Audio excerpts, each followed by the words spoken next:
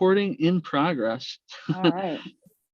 So as you came on and I said, hey Jess, I kind of thought to myself for a second, I don't know if I've ever called you Jess. I think every interaction before this, it was like, hey boss. Yeah, I think that's true. Yeah. So it was liberating. So I think the last time we were literally in person together was when we worked together at GameStop. Yeah. I don't think I've seen you what? since. I think that's correct. Yeah. That sucks. I gotta find my way to Johnstown more often. You guys have like a cool like little like block party toy thing every spring or summer. I feel like that I hear about. Yeah, he changes the month. People will complain about the weather, so he changes the month, and then people will complain about the weather for that month too. So then he changes the month. But it's actually it's like an outdoor comic convention, really. That's cool though. But it's like consistent enough that at some point every year it's gonna happen. Yeah, exactly. Yeah. Everything else good though? Like besides the fact that like the store is like ho hum during the winter. Well, I mean, it is picking up now. It is Good. officially spring tomorrow, and people are finally coming out of their. Well, I don't know about today because today it snowed. Yeah. The sunshine seems to like give people like that burst of dopamine to want to like. They're like, oh, seasonal depression is a thing. Go away. It's time to leave. Sunshine is here. I feel so great. I feel like I took a Xanax. I mean, if nothing else, if nothing else, seeing it's spring on paper is like people's excuse. Oh, it's supposed to be good out, right? Yeah. Yeah. I'm actually sort of happy. I don't know how bad you guys were supposed to get it, but do you remember that storm that was like the nor'easter that was coming last week? That like it like for us it was pretty petered out. It was like, hey, you've got 10 to 14 coming, and we got like 6.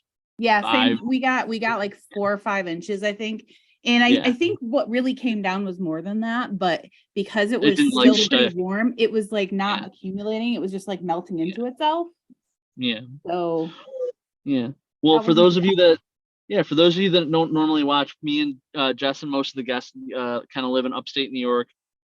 So we're always dealing with snow like 70% of the year. It's like it's either snow or construction. Yeah. Oh yeah. I never thought about it that way. I mean, even or it's snow and construction. That's true. That's true. Even more fun. Mm-hmm. So I gave you 3 trailers for today, but before we get to that, something I started in our last episode is I actually kind of want to know what type of films you like in general. Besides the fact that you saw some stuff that's new right now. But so like if you were to sit down to watch something tonight, after this, like what kind of things do you like? I like a lot of different things. It's so hard for me to sit there and tell you like I like this genre. I like everything. I like a little bit of this and a little bit of that. I like your horror movies, but I gotta be in the mood for everything that I'm watching. Like I love a good horror movie. But I'm more like as I've gotten older, I'm more into like the supernatural, suspenseful thriller horror movies. Okay. Does that make sense? Yeah. It doesn't the not quite normal, but not necessarily scary. Yeah. If that were a genre. Really into I'm a big reader, if you couldn't tell behind me my giant so I love book adaptations, especially classic novel stuff, so like anything period costume dramas. I love stuff like that.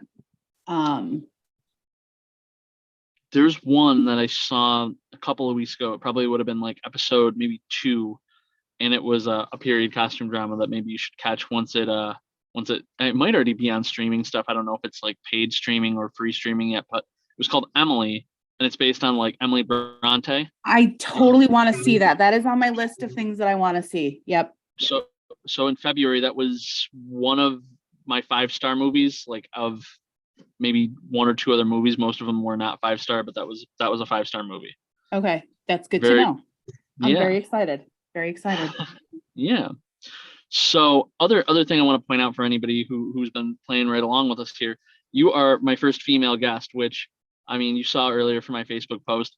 I want to have like, men and women, but so far like everybody who's been free up to now have been men. So just want everybody to know, we're here for everybody, but You're a first, so that's good to know. Woohoo! Woohoo! So trailers. Back to the trailers. Okay. What was the first trailer that you saw today? It was, and the sad part is that I've actually already forgotten the name of it. It's the one with Jane Fonda and Lily Tomlinson. Yep. Called, all right, I gotta look at it. Moving On. Yeah. The fact that I forgot the name already, the title of it kind of tells you how I felt about the trailer. It might. Yeah. So what did that like? What did it seem like it was about? That's okay. Mm-hmm. I had issues with this trailer. So it was, I love controversy. I feel like whoever cut this trailer also didn't know what the movie was actually about. Yeah. It kind of, I mean, I kind of got the idea that older women, someone dies, the woman's husband is, I don't know, maybe he's a jerk. I'm really not sure. I have no idea, because all it was cuts of either Jane Fonda or Lily Tomlinson saying something really funny, like cracking a joke, but it wasn't like, it didn't give you any idea of, I guess they're gonna murder, Jane Fonda wants to murder somebody, but I have no idea why or what. Like there's little to no backstory. It's supposed to be funny, and then also the music made it seem like it sounded very serious, but it's supposed to be a comedy. Definitely like 50-50. Like it like you hear those two names, like, and you think, okay, this has got to be funny. Especially, I don't know if you saw, this is their second movie together this year. The other one, they were both in 80 for Brady, which was definitely a comedy. But this was definitely the more serious of the two.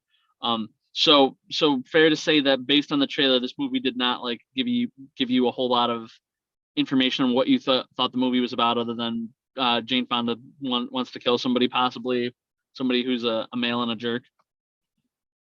I think so. Yeah. I mean, yeah, she does say, I'm going to kill this guy. And they're like, but they don't, there's no, I don't know. You know, there's always when a 70-year-old woman wants to kill somebody, there's usually some sort of shtick behind it. And I have no idea what that is, because they didn't tell me. There was some shtick for sure. So with this movie, I'll give you the back half of this one. They actually kind of played this whole vagueness kind of through the movie too. Like you get an idea for what you think happened, but through the whole movie, they just keep referring to like the thing. And basically the woman a woman dies, and her two friends come to the wake, and it turns out the husband of the woman who died did something to Jane Fonda. We don't know what. And she's like, I'm gonna kill you. She actually says it to him at the wake. Yeah, like right in the beginning of the trailer, she's like, I'm gonna murder you this weekend. Yeah. Okay, exactly. That's pretty forward. And Lily Tomlin is like the I don't know, has no inhibitions, will say whatever she wants, like friend. And so like they're kind of reuniting for the first time in years, and they both are gonna kind of unite in this goal of, we got to kill this guy, but they kind of go back and forth on it. The man's played by Malcolm McDowell, who's super famous. He's in tons of stuff. And yeah, I mean I think as you get through the movie and you kind of see that she's got like some intimacy issues, you can kind of guess like maybe what happens. And it's sad because it doesn't trivialize, but it sort of like dances around like assault rather than like addressing it head on. So I mean, it wasn't that funny of a movie. It was like a dark comedy, but like that's the thing. Like I would not have gotten a lot of that out of the trailer. Yeah. I mean, it definitely would have been like pulling teeth to like try to guess like what happens. So this trailer definitely did not do a good job of trying to sell this movie to people. Kind of partly why I came up with this podcast, though, for reasons to like help push people to or from. So knowing what you know now, though, about this one, I mean, is it something that you think you would go see, like to see like the hijinks behind will they, won't they get this guy? No, probably not. No, probably not. No. It just sounds kind of, I don't know. It doesn't sound appealing to me. It just doesn't sound like it definitely sounds well thought through, honestly. It definitely, like, probably on paper was a cooler idea than was in execution. Like, they, if you say, like, something happened in the distant past and two octogenarians are trying to kill a guy, I mean, it could be funny, but it just, what I'll leave you with this one, and with the audience as well, is three things. At one point, somebody holds up somebody else at flare gun point. Yeah. Oh yeah. Okay. They do not succeed in their goal, but their intended target also does not live to the end of the movie. Okay. So, what I would tell most people on this one is, if you really like Jane Fonda and Lily Tomlin, and you're really bored, maybe watch it when it's free somewhere sometime. I might do that just so I can find out, because I'm curious. But if you and I weren't talking about this, I would have been like, eh. Yeah. I don't recommend that anybody go pay to see this movie though. Like, it's yeah. Yeah, and what's weird too is every week when I, like, kind of put down on the schedule what movies I'm going to be seeing, it's getting sort of to the point where you kind of know which ones are the hits or the misses, and you kind of just want to confirm. But I was almost positive this was going to be on the low end, and it's kind of why I gave you this one first. The second movie, I believe I gave you was Inside. Inside, yes. Inside. What did you think about what did that trailer tell you? Did this one do a better, worse, or about the same job as moving on? It did a much better job of, like, informing me of what you're getting into. It's Willem Dafoe. And it's only Willem Dafoe. I feel like he's probably got like oh my god, what is it called? My like a one-man show. What is the movie with Tom Hanks? It's trapped on the island. Castaway. Castaway, but Willem Dafoe stuck in an apartment that he's broken into. All right. And any further reading on that? Where do you think that goes? I think this is definitely gonna be like one of those mind bending movies where it's like all psychological and I don't know. I don't know. I have feelings about Willem Dafoe as an actor. Oh, I'm interested to hear, because he's a recognizable name. Some people maybe for good, maybe others for bad. What's he do for you? I feel like he is. I think he's a good actor and a good character. Not necessarily character actor, but a good character. But I'm really having a hard time wrapping my brain around him acting by himself. Does that make sense? Oh yeah, memes might say something different though. He's something of a solo actor himself. But yeah. So like, he probably has. I think it would be interesting to see how that really plays out. Yeah, he probably has like 85% screen time on this without anybody in it. Maybe 90%. But there are other people. They're just not. They're not the primary focus. Okay. Okay. So do you think he ever gets out? Do you think he does? Like what do you? I don't know. I feel like I'm not sure if. See, there's so many different possibilities. I don't really know. Like I said, it's psychological. I feel like this is a psychological thriller, and it could be all in his head. It could be not in his head at all. It could be. I don't know. This is one of my favorite parts. I gotta like at least watch the movie and get through part of it to make a good guess. So this one, you think, just knowing what you know now, you would watch it? I would watch it. I don't know if I'd actually get up and go to the movie theater to watch it, but once it's on streaming, I probably would. Yeah. One of the, I don't know, the beauties or / curses of the time that we live in now is you really don't have to wait that long anymore. I think I'm clocking it in at about 3 weeks before you see it like on paid streaming for most things these days. Hey man, Cocaine Bear, I just saw it today. I can watch it if I want. I'm trying to get my husband to watch it. That's a worthwhile watch. The only thing I'll say about that one is that one had a lot of really stunning visuals. So like if there was one to pick to see in the theater, that might be it. But from the comfort of your home is also fun. So and it's probably a little cheaper. Kind of. I mean, what are they charging for that? It's probably like 20 bucks. 20. It's usually most new releases are like $20. So say I'm watching it by myself, that's not really worth it. But if there's like 6 people in the room with me, sure is. Oh yeah. Oh, totally. Yeah, I mean, as long as you're watching on your biggest TV, like, it'll do it some justice. But back to the inside. Yeah. So you're really not like far off at all. You're pretty spot on with this one. Like Willem Dafoe, the premise of this film is Willem Dafoe and 2 other guys are trying to break into this like high-end penthouse to steal smart.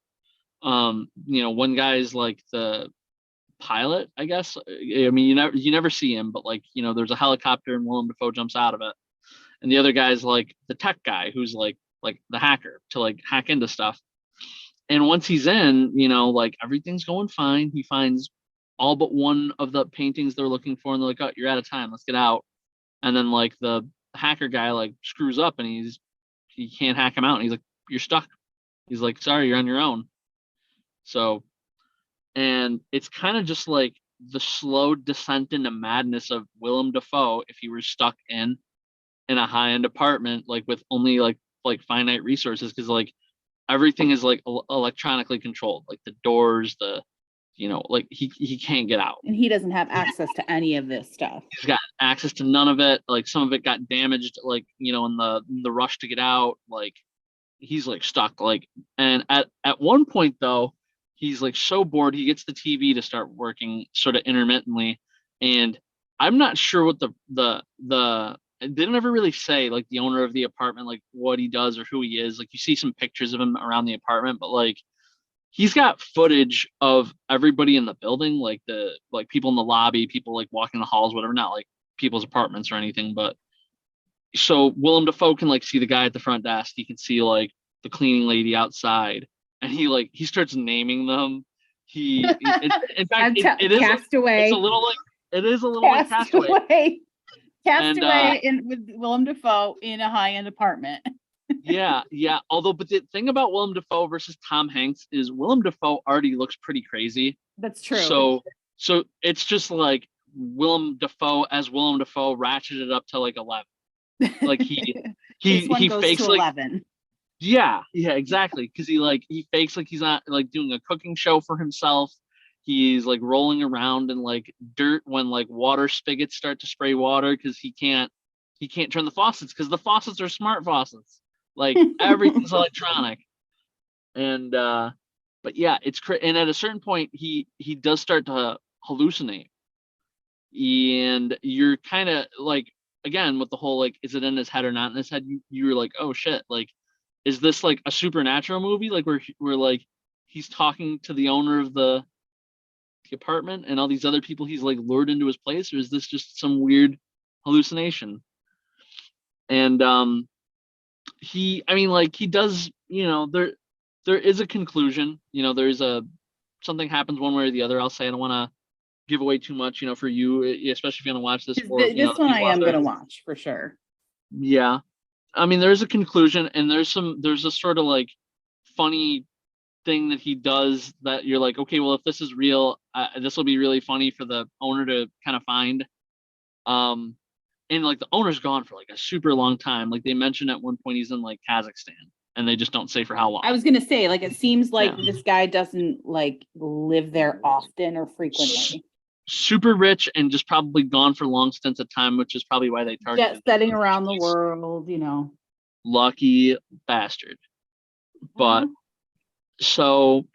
But this one, I really enjoyed. I thought it was like kind of thought provoking. It wasn't super long either. It was like an hour and 40, hour and 45, something like that. It was like not too long. So that's like a 4. This one I gave like a 4 out of 5. Okay. That last one I don't think I said. I think on a good day that one would get a 3. But I think that's being generous. I mean, there was like some redeeming moments when you're pointing a flare gun at a guy and you could blow a hole through him. That's kind of funny. But also like, oh shit, if they do this. But the last one is the like the blockbuster of the week. The blockbuster. Because there's inevitably, not every week, but most months you get a blockbuster or two, maybe more for in the summer. Shazam 2. Shazam 2. Yeah. So I mean, I need to preface this with. Oh, yeah. I've never seen the first Shazam because it never looked interesting enough to me. That was gonna be my first question. So you haven't seen number 1. I love the Marvel Cinematic Universe. Mm-hmm.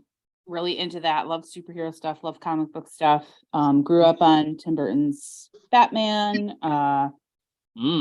We'll be getting some more of that soon. Joel Schumacher can just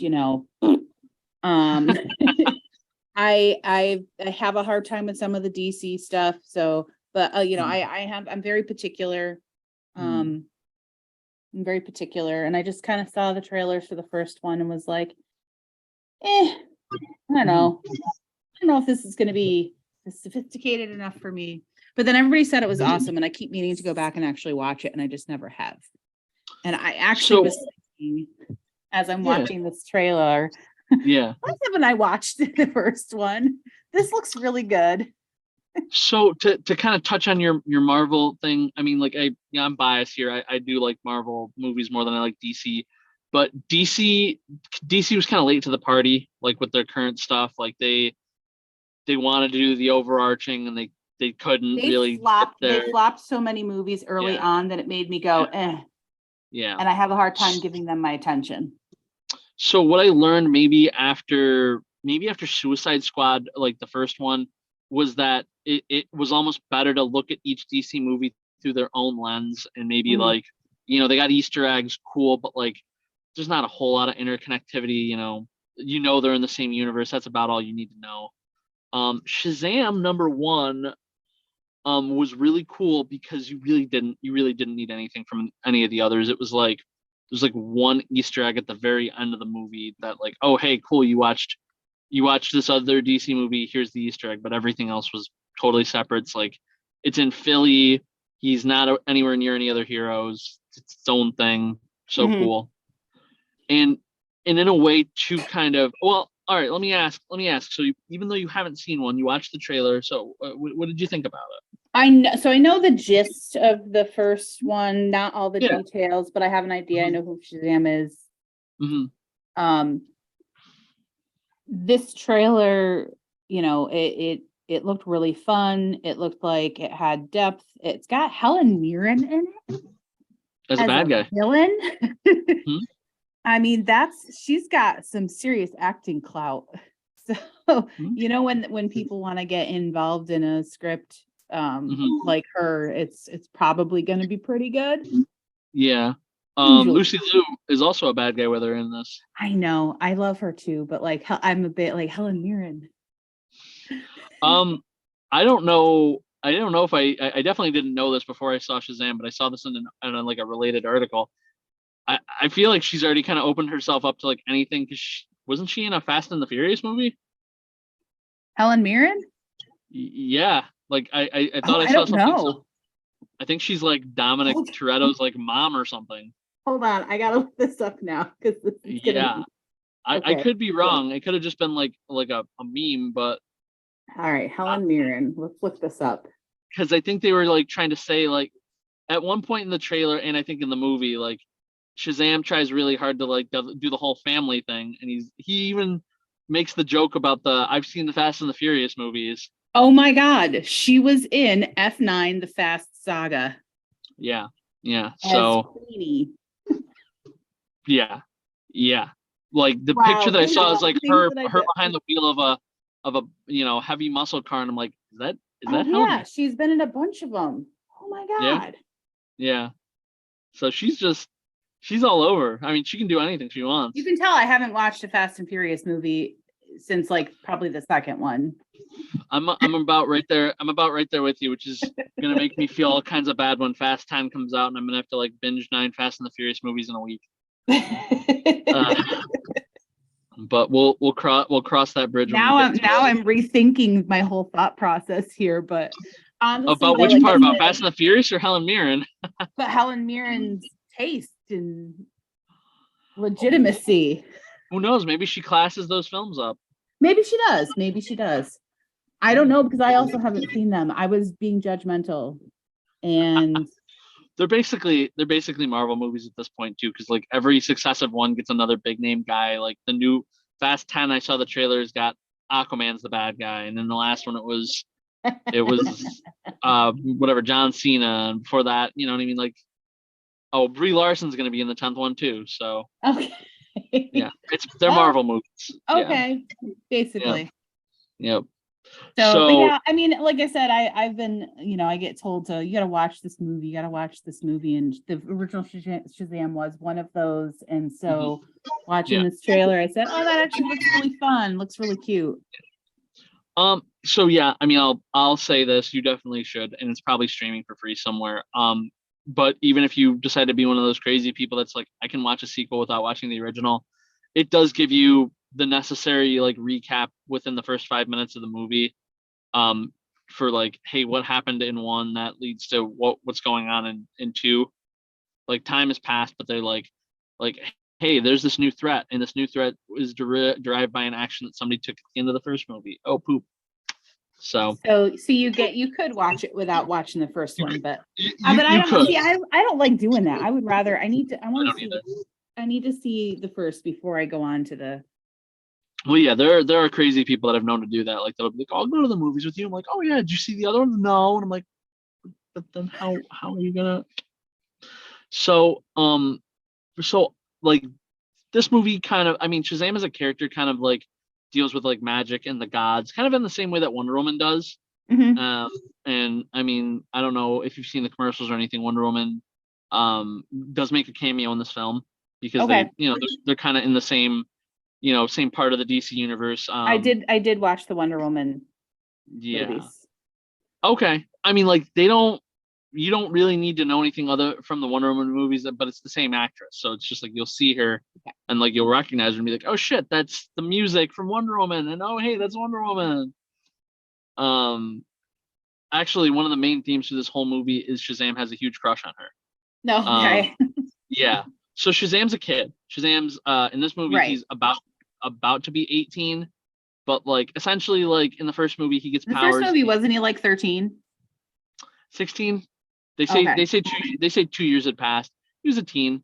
So he's got the adolescence and the inexperience of a teen in the body of a god, basically. Once he gets the powers. Terrifying. But yeah. So in this film, Helen Mirren and her sisters are not happy that the powers that once belonged to the gods have been given to a child. And they're like, hey, you broke down the barriers that blocked us from being in this world. We're back and we want our powers back, and we're gonna take them from you. And it's weird because they're already like more powerful than him, but it's one of those. But weird, they're just being spiteful at that point. Yeah, they're just like, we need, you have our daddy's powers and we don't like it. So I don't like it. They're acting like they're mad because they've been given to a child, but they're acting like children themselves.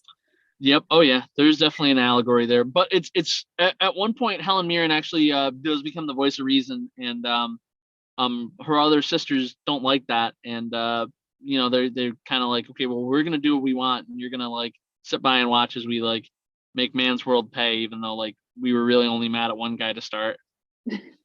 And there's a dragon, and there's a lot of dragon fighting, which is really cool. It's like a magical Super excited about the dragons. Yes, I saw the joke about Khaleesi. Yeah. The dragon is Freddy Krueger, because when it opens its mouth, it makes you paralyzed by fear, but like whatever thing you're most scared of, you start thinking about. So he, like, obviously Shazam has to fight through his fear to like beat up the dragon. It's really cool. And again, yeah, there's a Wonder Woman cameo, and they have some post-credit scenes that definitely like try to tie him to the rest of the DC universe more. Have you seen like all the news about like all the new stuff they're doing with like the DC in like the future and like the next couple of years? Not like a lot. There was like an announcement a couple months ago where like the guy who directed all the Guardians of the Galaxy movies was hired by DC as now their head of DC Film Entertainment. Okay, yeah, I knew that. Yeah, so like he was really cagey about if any of the other movies before him are gonna like carry over. So you get all these post-credit scenes that are like, hey, these might be things in the future, but hey, they also might not because new regime. There is no certainty. And when you get around to watching it, this was literally my only gripe, because when you set up like these massive like threads to lean on in the future, and if there's never any payoff for them, to me that kind of drags a movie down a little bit. It's like you made me emotionally invested for a future that'll never come. Like you could have just like ended the movie like on a more finite note. This is like when a really good TV show gets canceled like 9 episodes in, and then you're like stuck on, I have no idea how this is ever going to end, and I'm never going to find out. Oh yeah, totally. Like I don't want to think too hard about that, because then I'll be upset about things that I've gotten over. But yes, most recently the Nevers by old Buffy creators there. Did that even go past the first half on HBO? Because I watched the first half, but I don't remember. They didn't. So you know what they did? If you want to try to find it, I think it's on Tubi now. They sold the rights for 7 through. Well, they sold the rights for the whole show to Tubi, and Tubi released all 12, so you could watch 7 through 12. Okay, so I can watch it on Tubi. All right. Yeah. Yep. I'm glad you know this stuff. Yeah. I had the real feel bads when I bought the Blu-ray for part 1, and I'm like, oh, so there's never going to be a part 2 to go with this on my shelf. I don't have OCD. This isn't going to bother me. Yeah. But no, there's so many good shows that get canceled, and you're just left going, what? Oh my God. Yeah. Shows, movies, whatever. It makes you finish, like, give me a solid finish to this. Like, just invest in one more episode to wrap it up for me. On that note, I don't know. Did you ever get into the the Arrowverse shows at all? I didn't know. Okay, so like all the Arrow, the Flash, all that stuff. So they did something like that with one of the shows, which arguably I think was the best show. It's called Legends of Tomorrow, and they just took a bunch of like Z-list characters and threw them on a time ship, and it's kind of like superhero Quantum Leap, because every episode something's going on in the timeline, and they got to fix it. But it's just so. They could just do whatever they wanted, because most of the characters were like non-essential, so they didn't have to worry about it like clashing. But they would like some character would like leave the Flash, and like, oh hey, let's take that character that just left the Flash and bring him onto the ship, and just it was so cool. And they ended their last season and then got canned, but had one of those huge cliffhangers, like the whole team gets arrested and put in time jail. And then the show ends and is never coming back. And you're like, what? I'm still pretty spiteful about Pushing Daisies. Oh, yeah. Pushing Daisies was such a good show. And you just right there at like a crucial, you like get this crucial piece of information. And then no more. Yeah. No more. We're not going to explain any of what just happened. Goodbye. We get lucky every once in a while, especially now with streaming, because some of them will take a chance and be like, oh, hey, we're going to do a movie that takes place after this thing to like wrap it up or whatever. But definitely few and far between. In a way, though, what I was going to say about that whole Legends thing, Flash is on its last season, and they're kind of like, it's like every other Arrowverse show ended. And they're giving one episode of Flash for him to save the Legends. So it's like, hey, cool. We're not going to leave them in limbo for all you fans that like sat here for 7 years. That's like very sacrificial for that production team to be like, right. We'll take care of this for you guys. Don't worry about it. Well, what's even funnier is like I read the stuff from the executive producer, and he was like, he pitched it as a 2-parter to the CW, and they're like, you can have one. figure it out. And he's like, okay, we get one. All right, let's do better what we than can zero. Shoot right. high. I'm sure that's what they like. The CW said to him. They're like, here, you get one episode to clean up Batwoman, you get one episode to clean up Legends, and the other 11 you do Flash stuff. So, but is there? Well, so I guess the answer is already known. But like, would you see Shazam 2? But really, you have to see Shazam 1 first. Yeah, I need to watch Shazam. Yeah. So by the time I get around to watching Shazam 1, I will probably watch it at home. But I would it's something I would totally go see in the theater. Yeah, I mean that one's definitely like a big bombastic. I actually not accidentally, it just kind of was the way the time lined up. But I saw it in the I don't know if you've ever been, but Regal does this format called 4D instead of 3D, and it's the movie's 3D, but also like you sit in these like rumble chairs that like yeah, like you're flying. I've never actually seen a full feature length film. But I've got in Las Vegas. I saw a Marvel cartoon special feacher at the Madame Tussauds Museum. That was my first time experiencing 4D. They shot. I got water shot at me. Yeah. Same concept. Rumble chair. And then a couple other, like they have these kind of like all these amusement parks and stuff do it now. Like go to the aquarium and they have like a shark show that you go and watch, and it's that 4D thing. I got a weird like sort of like half massage out of seeing this movie, because every time Shazam got thrown into a wall or into the ground, the chair would punch you, kind of like a punching motion. I was like, okay, Shazam, I want you to lose, but for my benefit. Yeah, so please stop. Please, I wish this chair would stop punching me. Yeah, kind of. Is there anything that you're looking forward to seeing on your own, like unrelated to these things? We actually already talked about the two things I really want to see. It was Cocaine Bear and Emily. Are two of the things. I don't know what else. Recommend them both. Cocaine Bear is not going to win any awards, but it's a fun like popcorn watch movie. Like as a parent, I don't know if it would make you laugh or make you cringe, but there's moments where like 12-year-olds are doing cocaine because they've never done it before, and it's kind of like funny, but also kind of like, how did they get away with this? I probably would laugh. Being a parent of a 23-year-old and a 10-year-old, I would still laugh. Oh boy, 23. Yeah, I'm not old. I'd still have the humor of a 12-year-old though, so. I mean, better to have that than the humor of a 23-year-old. True. Because I get text messages from that one frequently. Oh, that's good. Anything you want to plug? You want to plug the shop? Yeah. I'd love to plug the shop. Plug the shop. So I own and operate Mclements Boutique in Johnstown, New York. I'm right on Main Street, and I specialize in kind of unique and alternative women's fashion, like retro styles, alternative stuff, kind of gothy stuff. I carry a bunch of like actual brand new brands, like new brand clothing.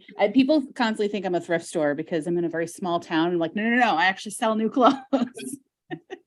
But I also do sell genuine vintage clothing from the 1930s to the 1990s. 1930s.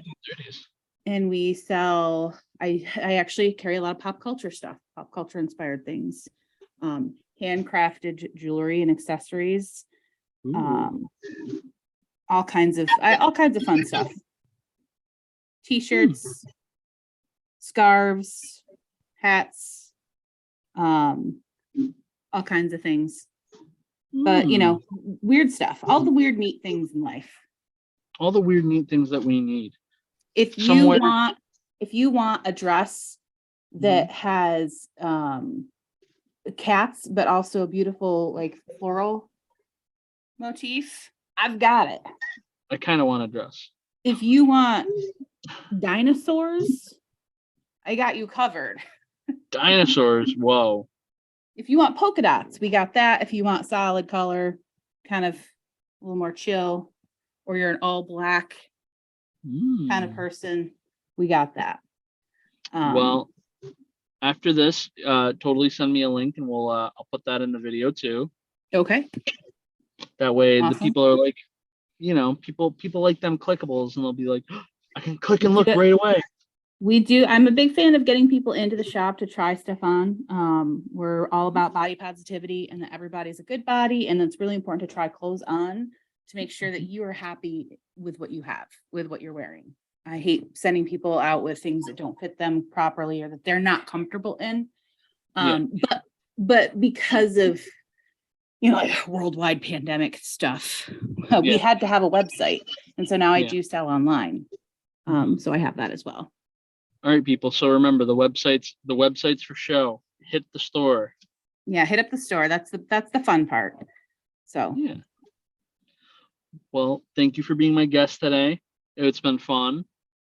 Hey, it was really good to chat with you. I don't get to talk to you anymore. Yeah, I mean, this is low key my way to stay in touch with people that I don't see normally, and I just disguise it as a podcast. But also it's because I'm crazy and I go see too many movies. So we wrap like 10 things into one here. But all right, I will catch you next time. All right. Thanks. See you later. Bye.